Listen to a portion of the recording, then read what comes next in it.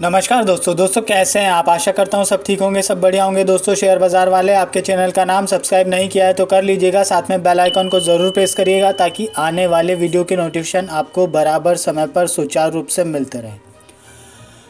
हमने पिछले वीक में जो स्टॉक कंसिडर किया था पॉलिसी बाज़ार, उसका परफॉर्मेंस काफ़ी अच्छा रहा और मुझे लगता है कि जो आज स्टॉक कंसिडर कर रहे हैं BCG, उसका भी परफॉर्मेंस अच्छा रहना चाहिए। बिकॉज़ ऑफ ये भी एक मरे भाव में हम इसको ख़रीदेंगे और वीडियो में अंत तक बने रहिएगा। हमको करना है एनालिसिस, तो करो वीडियो को लाइक, करते हैं शुरुआत। देखो BCG स्टॉक का नाम है। इस स्टॉक को देखें तो इस स्टॉक ने जो हाई बनाया था वो करीब 24 दिसंबर 2021 को, लगभग मान के चलो 1 साल पहले 122 रुपये 90 पैसे का इसने हाई लगाया था। ठीक है, एक बार फिर ऊपर जाने की कोशिश हुई लेकिन वो कोशिश रही नाकाम। बहुत नीचे आया, इसने लो बनाया करीब मान के चलो यहाँ पर 54 रुपये का। उसके बाद में फिर एक बार ऊपर जाने की कोशिश करी, हाई बनाया 108 रुपये के आसपास।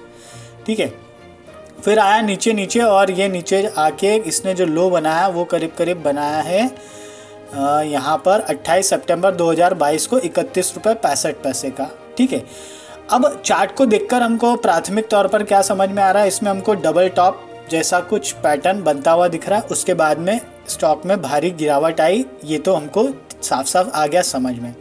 अब आगे की क्या संभावना है उसको डिस्कस करना है, तो वन बाय वन डिस्कस करते हैं। देखो स्टॉक को अगर आप ध्यान से देखोगे तो स्टॉक जो है, अगर हम यहाँ से कंसिडर करें ना, कब से 30 जून 2022 से 29 जून 2022 से स्टॉक ऊपर गया, फिर नीचे आया, फिर ऊपर गया, फिर नीचे आया, फिर ऊपर गया, फिर नीचे आया, फिर ऊपर गया, फिर नीचे आया, फिर ऊपर गया।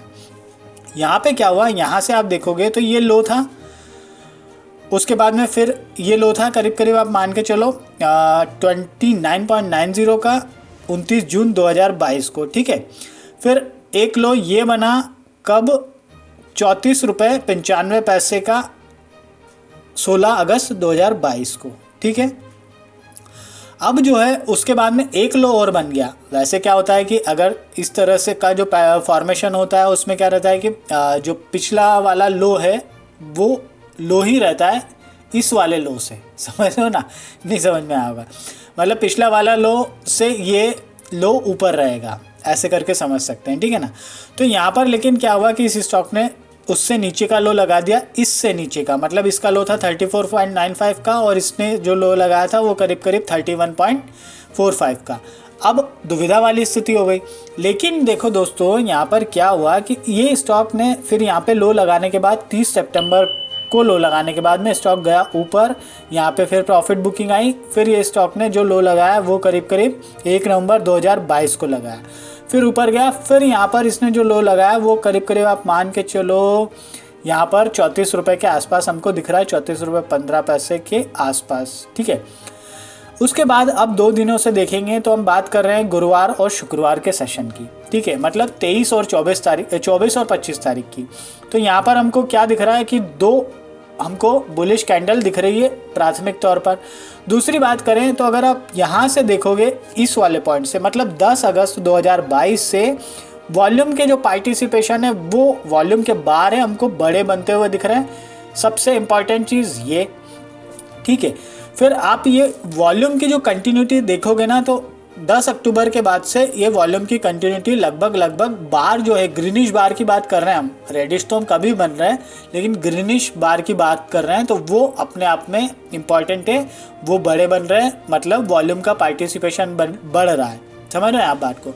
ठीक है ना, ये चीज़ हो गई। फिर अगर हम देखें, अगर हम मूविंग एवरेज की टर्म्स में बात करें तो यहाँ पर हम देखेंगे कि 210 वाल मूविंग एवरेज से ये स्टॉक ऊपर चल रहा है, अपने आप में इम्पॉर्टेंट वो। दूसरी बात करें और थोड़ा सा इसको विस्तृत करें तो यहाँ पर क्या हुआ कि 110 वाल मूविंग एवरेज के ऊपर ये स्टॉक चल रहा है, अपने आप में वो भी एक इम्पॉर्टेंट। यहाँ पर थोड़ा सा और इसको बड़ा करेंगे तो आप ध्यान से देखोगे यहाँ पर इस पॉइंट पर करीब थोड़ा सा मैं इसको ऐसे कर दूँ ना तो और स्पष्टता हो जाएगी और अच्छी तरह से समझ में आ जाएगा। यहाँ पर हमको क्या होता हुआ दिख रहा है, यहाँ पर इस दिन 22 नवंबर 2022 को क्रॉसओवर हुआ 55 और 33 हल मूविंग एवरेज का पॉजिटिव साइड में, मतलब 33 और 55 हल मूविंग एवरेज का क्रॉसओवर हुआ पॉजिटिव साइड में, अपने आप में वो इम्पॉर्टेंट। फिर अगर हम यहाँ देखेंगे यहाँ पर कब 25 नवंबर 2022 को, तो 9 हल मूविंग एवरेज और 33 हल मूविंग एवरेज का पॉजिटिव साइड में क्रॉसओवर हुआ, अपने आप में वो इम्पॉर्टेंट।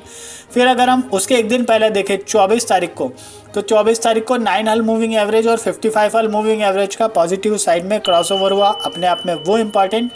अब यहाँ पर जो शॉर्ट टर्म वाला जो मूविंग एवरेज है 9 और 20 हल मूविंग एवरेज, इसका क्रॉसओवर हमको होता हुआ दिख रहा है, मतलब होने वाला है ये मान के चलो आप, तो अपने आप में वो भी एक इम्पॉर्टेंट रहेगा। मोटा मोटा मूविंग एवरेज की टर्म्स में ये चीज़ें हो गई। फिर बात करें हम एक और हम देखें MACD को, तो MACD के बुलिश क्रॉसओवर होते हुए दिख रहे हैं और MACD धीरे धीरे करके स्ट्रेंथ पकड़ रहा है, मतलब अपने आप में वो भी एक इम्पॉर्टेंट है। और देखा जाए तो MACD जो है ना केवल और केवल एक स्ट्रेट लाइन में ही चल रहा है, जो कि हमारे लिए बहुत पॉजिटिव है, और वो भी इसलिए बिकॉज ऑफ वॉल्यूम का पार्टिसिपेशन बढ़ रहा है और धीरे धीरे लग रहा है, मतलब चार्ट को आप देखोगे ना तो ऐसा लगेगा आपको कि हाँ यहाँ पर थोड़ा थोड़ा सा क्या रुझान बढ़ रहा है, खरीदारी बढ़ रही है, मतलब बायर्स इसमें एक्टिवेट हो रहे हैं। ठीक है, अगर हम इसको RSI की टर्म्स में देखें तो RSI का जो अभी जो रेंज चल रहा है 54.70 का चल रहा है, अपने आप में बहुत बहुत ज़्यादा इंपॉर्टेंट है, मतलब कंफर्ट जोन चल रहा है, तो यहाँ पर उस तरीके से भी हम ध्यान दे सकते हैं।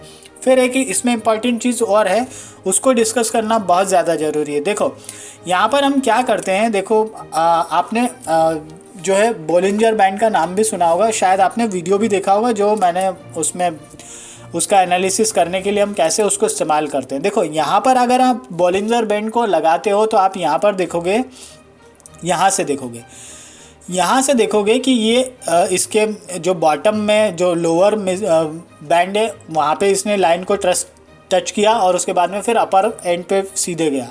फिर यहाँ पर भी सेम चीज़ हमको होती हुई दिख रही, नीचे की ओर इसने लोअर बैंड को टच किया, फिर ऊपर अपर बैंड को इसने टच किया। यहाँ पर लेकिन ऐसा नहीं हुआ, उतना नीचे नहीं गया और ये स्टॉक जो है उसकी मिडिल लाइन से ही पलटने लग गया, मतलब अपने आप में स्ट्रेंथ बन रही। एक तो ये बोलिंजर बैंड की तरफ से एक ये इम्पॉर्टेंट। दूसरी इम्पॉर्टेंट अगर हम इसको देखेंगे, थोड़ा सा हम इसको ऐसे करते हैं तो आप देखोगे कि स्टॉक जो है एक नैरो रेंज में सिमटता जा रहा है, मतलब इसमें जो इसके अप्स एंड डाउन हुआ करते थे वो अब धीरे धीरे करके एक नैरो रेंज में सिमटते जा रहे हैं, मतलब स्टॉक एक नैरो रेंज में आता जा रहा है।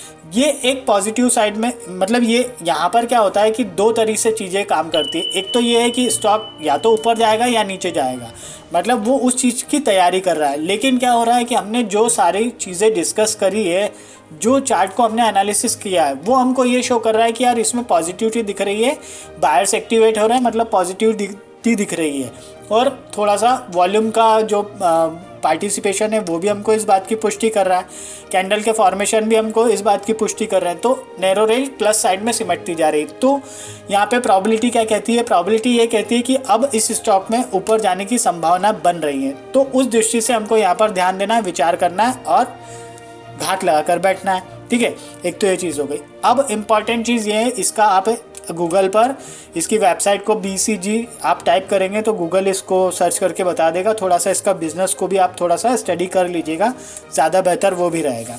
फिलहाल चार्ट के माध्यम से हम जितना समझ सकते थे, जितना डिस्कस कर सकते थे, चार्ट को जो जो इम्पोर्टेंट एस्पेक्ट हम देख सकते थे वो सारे हमने देख लिए और मैंने आपके साथ में वो शेयर कर दिए। अब सबसे इम्पॉर्टेंट चीज़ ये है दोस्तों, किसी भी तरह से कोई ख़रीदारी की राय नहीं दे रहा हूँ, ना ट्रेडिंग करने के लिए कह रहा हूँ, ना निवेश करने के लिए कह रहा हूँ, ना पोजीशन बनाने के लिए कह रहा हूँ। जैसा भी लगे, जो भी लगे, आप अपने फाइनेंशियल एडवाइज़र से सलाह मशवरा करना, उसके बाद में निर्णय लेना। अब यहाँ पर हम स्टॉप लॉस और टारगेट की बात कर लेते हैं। देखो अगर कायदे से अगर देखें ना, तो इसका जो स्टॉप लॉस बनता है इस वाली कैंडल के नीचे, मतलब 32 रुपये 25 पैसे के आसपास, मतलब राउंड फिगर में लेके चले 32 रुपये के आसपास इसका स्टॉप लॉस बनता है। फिलहाल इसका जो क्लोजिंग प्राइस है वो 37.35 दिख रहा है हमको। टारगेट के तौर पर देखें तो पहला जो टारगेट वो निकल के आ रहा है करीब करीब मोटा मोटा मान के चलो 43.75 के आसपास का।